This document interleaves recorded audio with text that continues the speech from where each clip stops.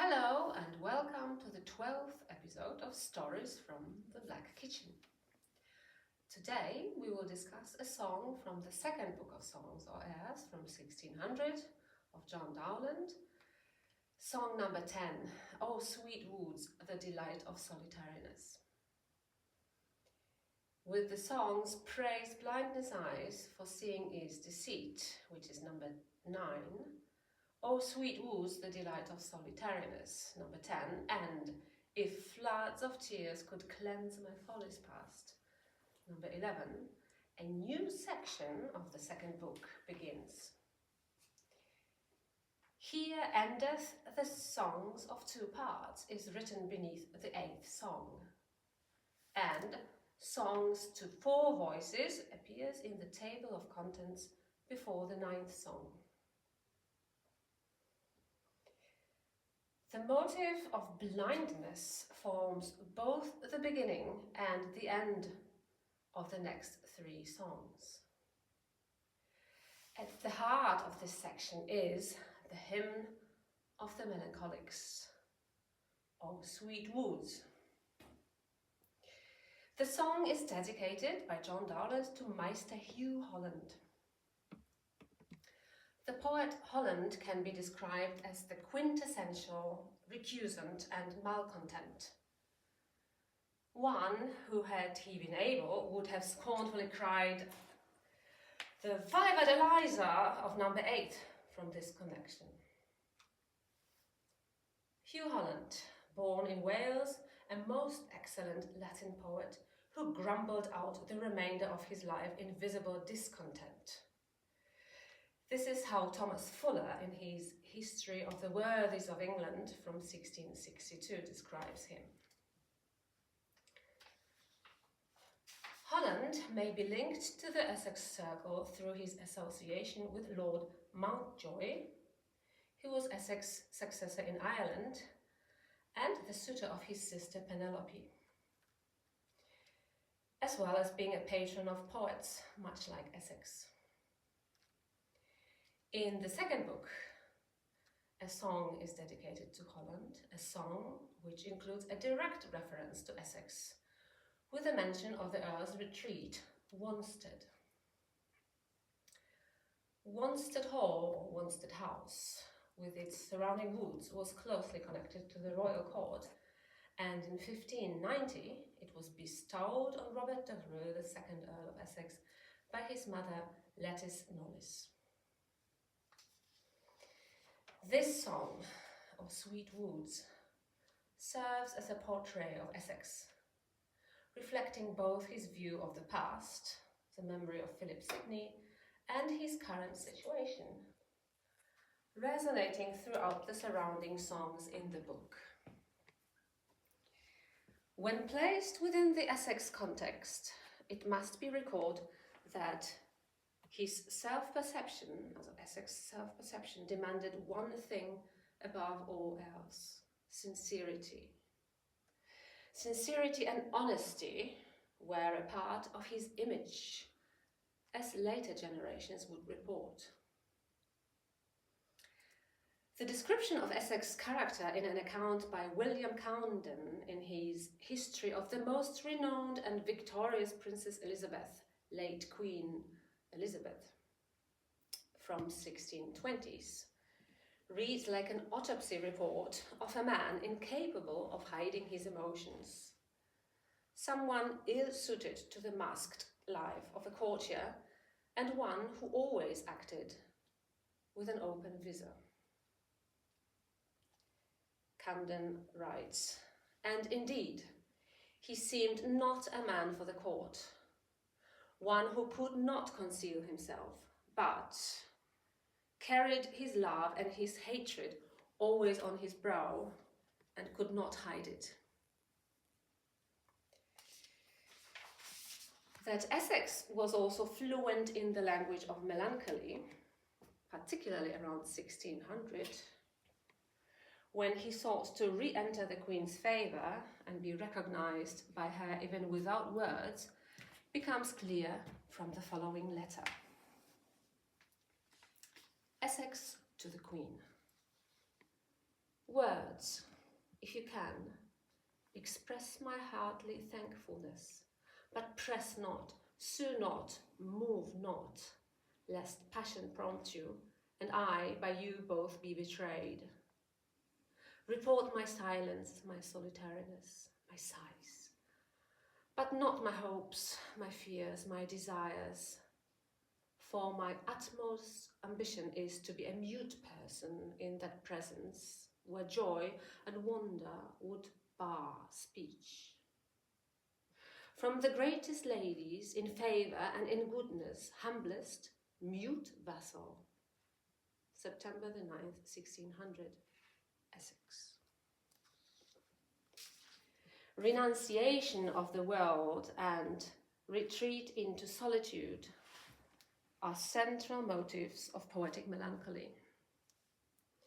Motivated by the belief that he could still reach his queen, Essex often created the image of a hermit, paradoxically aware of his highly coveted prominence.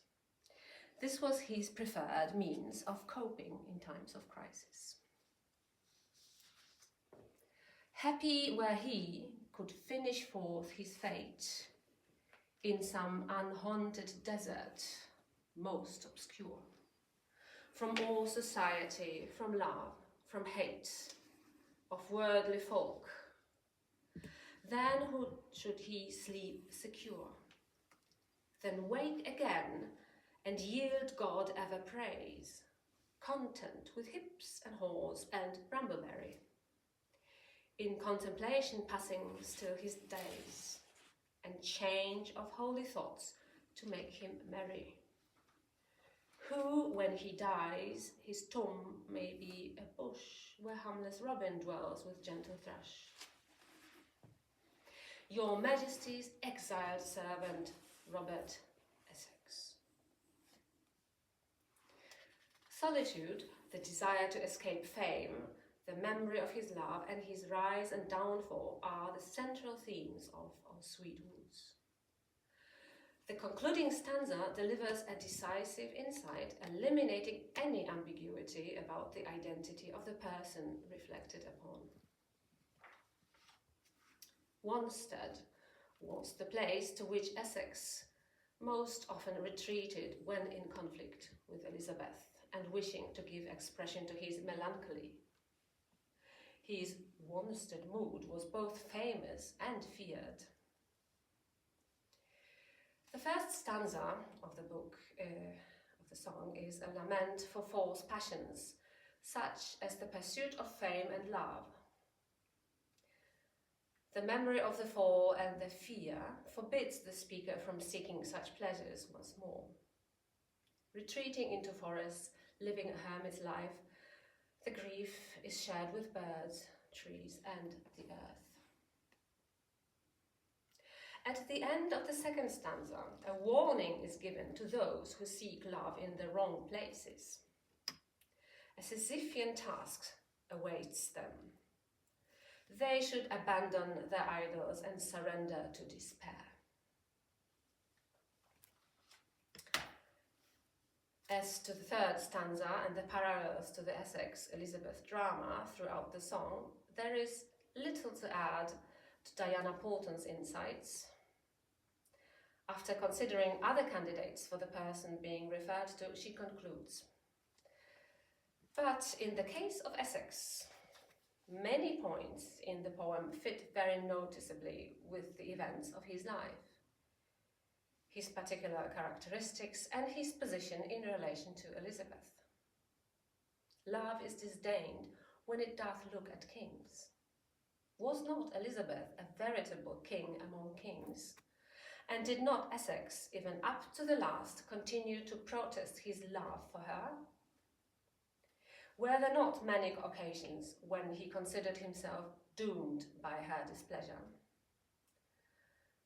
The same wish for the life of a hermit is expressed in other poems and letters.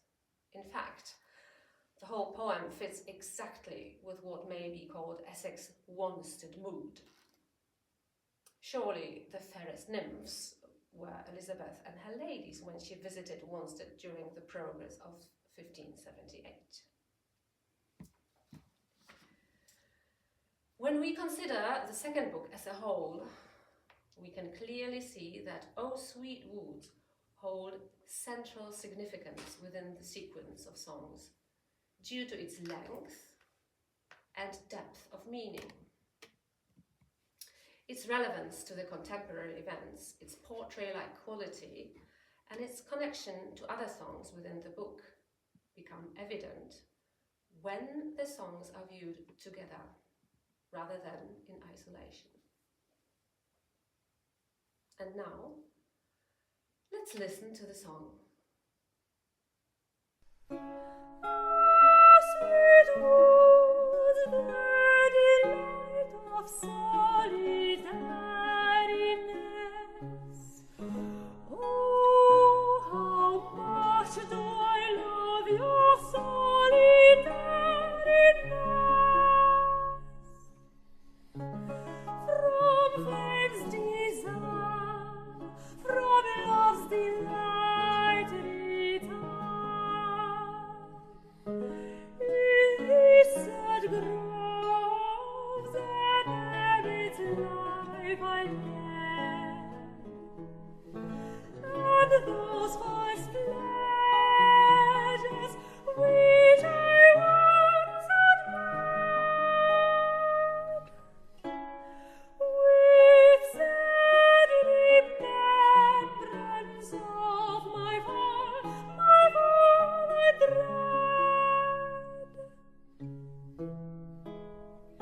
To bed, to trees, to earth in God I thee.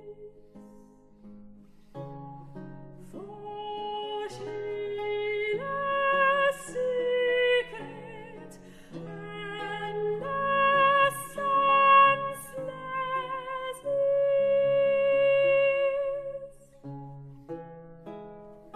To birds, to trees, to earth in God I thee. For Sheila's secret and the senseless is.